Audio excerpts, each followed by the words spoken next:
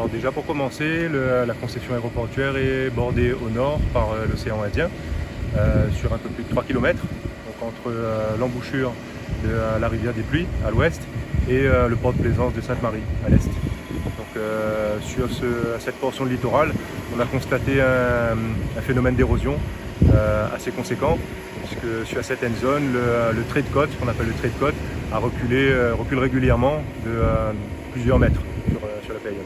Donc ici dans cette zone, on est soumis aux houles cycloniques ou même aux houles australes qui apportent beaucoup d'énergie sur les côtes. Donc l'objectif de ce chantier, c'est de protéger le littoral de la concession aéroportuaire. L'objectif, c'est de protéger le foncier, bien sûr, mais aussi de protéger les équipements et les installations techniques, les infrastructures. En premier lieu, la clôture d'enceinte de l'aéroport qui protège le site. Ensuite, on a des équipements radioélectriques, de navigation, d'aide à l'atterrissage. Et un peu plus loin, on a les pistes. Donc voilà, l'objectif, c'est de protéger le patrimoine de l'aéroport. Donc 18,6 millions d'euros, c'est un chantier conséquent. L'aéroport a bénéficié de financement public pour cette opération, notamment de l'Europe, donc les fonds FEDER et aussi l'État.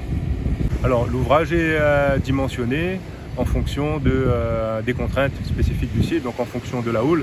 Donc on a pris en considération une houle centenale, donc c'est voilà, une houle très importante qui reviendrait à une fréquence d'1 siècle.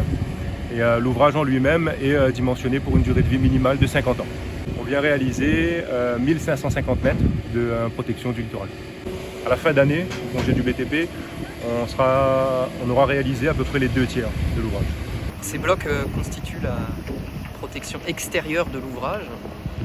L'ouvrage dont le but est de limiter les submersions sur les pistes de l'aéroport et de stopper l'érosion de la plage. Alors, ces blocs sont produits dans des moules spécifiques dont nous avons 30 exemplaires sur site et nous produisons 30 X blocs par jour. Donc tous les matins, les compagnons décoffrent, c'est-à-dire désassemblent les moules des blocs qui auront séché pendant la nuit, nettoient ces moules, déplacent le bloc qui a été produit pour le mettre en stock, comme vous pouvez le voir derrière moi, et ensuite réassemble le moule, le prépare avant qu'il reçoive de nouveau du béton. C'est le processus de coulage du bloc.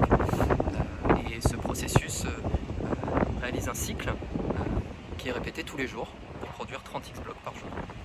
Oui, donc nous avons sur site, entre la préfabrication et la réalisation sur le chantier, nous avons une 60aine de personnes et environ la moitié des employés ont été recrutés pour ce chantier. C'est le maître d'ouvrage qui est notre client, la société aéroportuaire Réunion Roland-Garros, donc l'aéroport.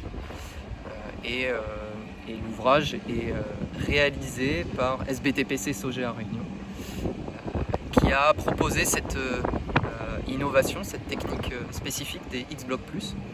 X-Block Plus qui permettent par ailleurs, par rapport au projet initialement prévu, de réduire de diviser par 2 la quantité de blocs béton à utiliser sur la carapace. Et donc ainsi d'économiser 20 000 m3 de béton par rapport à la solution initialement prévue. Cette technologie des X-Block Plus, cette forme de bloc que vous voyez derrière moi, est innovante. Nous sommes le premier chantier en France à l'utiliser et le 3e chantier au monde.